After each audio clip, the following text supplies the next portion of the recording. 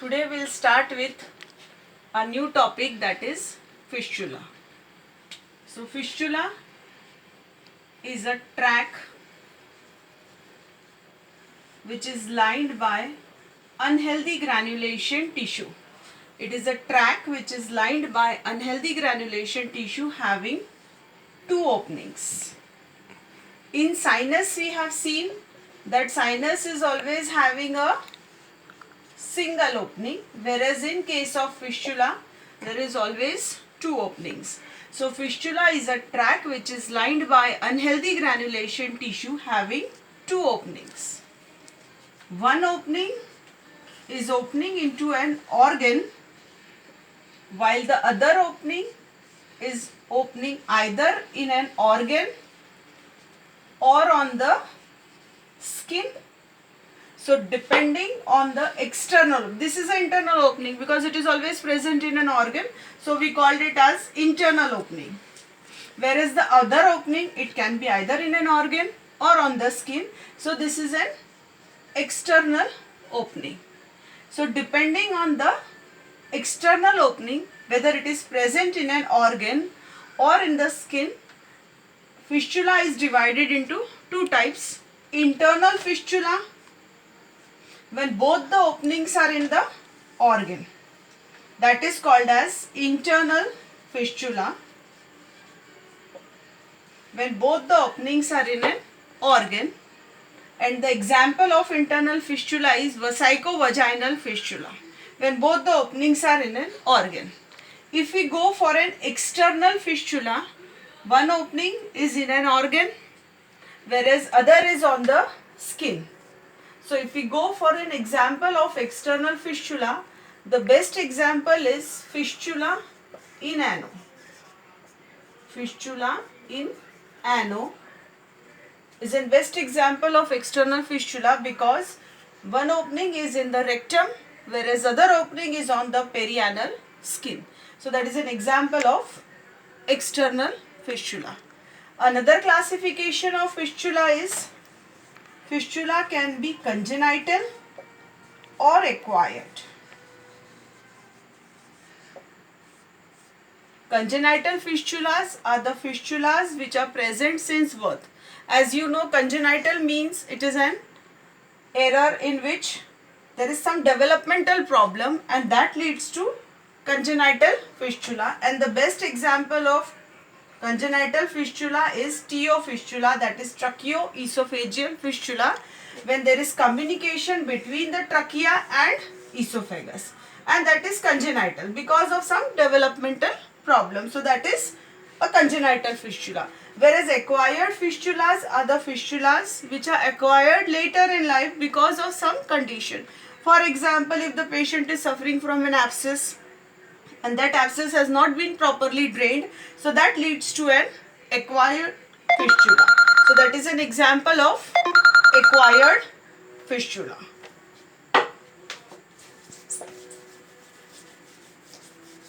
Now once these fistulas are formed, there are chances that these fistulas will persist in life. So there are few reasons for persistence of a sinus or a fistula. So we'll see what are the reasons for persistence of a sinus or a fistula. So the first reason is presence of any foreign body. Whenever there is any foreign body inside the body, that leads to a tissue reaction. Body doesn't accept anything which is foreign. So whenever, for example, if there is any suture material, for some reason the person has been operated and that suture material remains inside the body. So if this suture material is present, it will not let this fistula to heal. So that is one reason, that is presence of a foreign body, or it can be a necrotic tissue material which is present in the depth. Second reason for persistence of a sinus or a fistula is inadequate drainage of an abscess. If the person is suffering from any abscess, suppose this is an abscess, this is a matured abscess, now this requires incision and drainage. But if this abscess is not properly drained, what happens is that the pus, it travels inside the body and it finds an opening there and it forms a tract there. So this is one of the reason for persistence of a sinus or a fistula.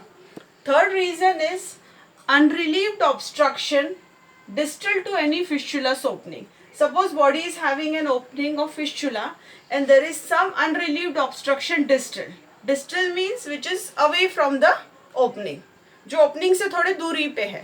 Suppose अगर कोई lumen है, for example this is an intestinal lumen, और यहाँ पे suppose एक opening develop हो गई है और यहाँ obstruction हो गया है. Now what will happen when this material will try to go forward? If there is some obstruction in the distal part, so the collected material will find its route through this opening, and when material enters into this opening, it will now prevent its healing. Next reason for persistence of a sinus or fistula is absence of rest.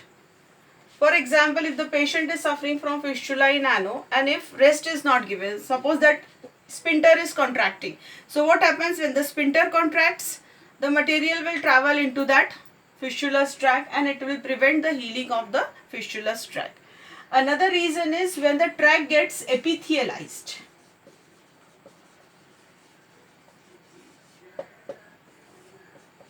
Epithelialized means when it is covered with an epithelial tissue. For example, see, this is a fistula and now this is covered by an epithelial tissue. Now when the tract becomes epithelialized, this will not heal. It will just form like a tubular structure which is having a epithelial covering inside. So what happens on epithelium? Epithelium never grows. Reason is contact inhibition.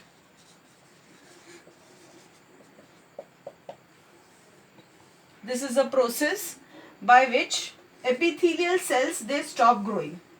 ठीक है, suppose this is the area, ये इतनी जगह है, यहाँ पे healing चालू हो गई, ये epithelial cells है. This will multiply.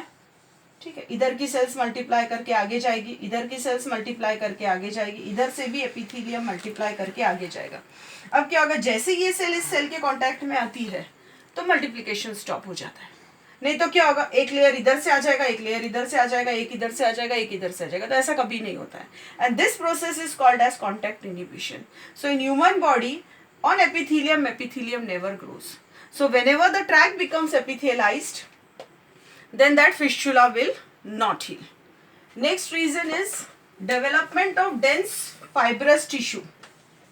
If there is development of fibrous tissue in the epithelial tract, because of this fibrous tissue also healing will be delayed.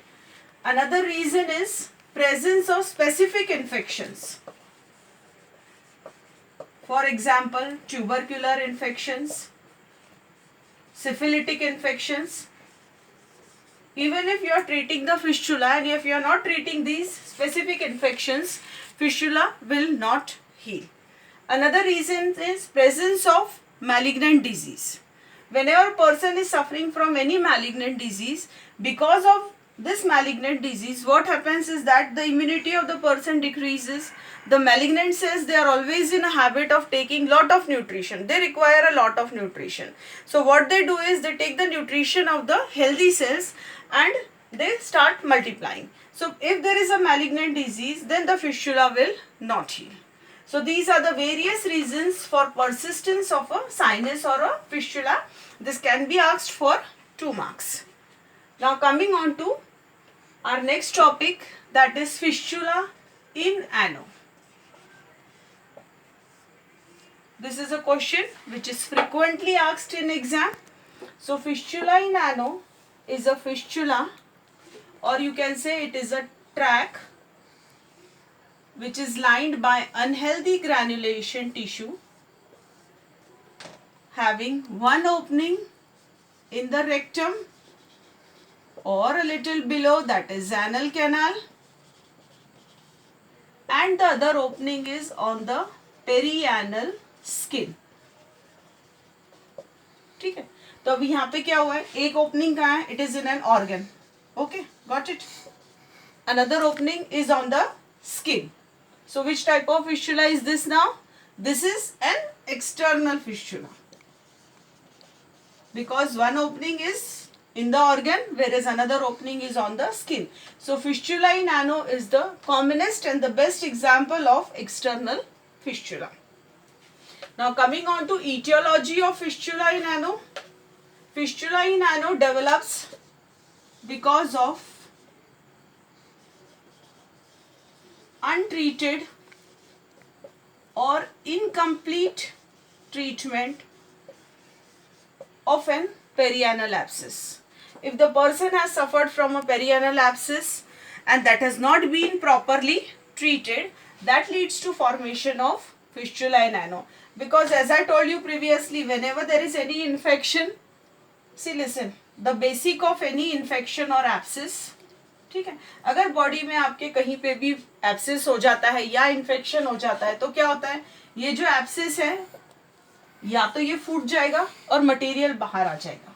ठीक है, अगर वैसा हो गया तो ठीक है, that abscess will get heeled up.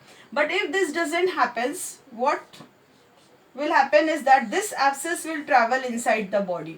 ये बॉडी के अंदर जाएगा, इसका जो पस है वो बॉडी के अंदर ट्रैवल हो जाएगा. It will find a plane and through that plane it will spread into the body. So whenever there is a mature abscess, that has to be drained, and if that has not been drained, that leads to formation of fistula in ano.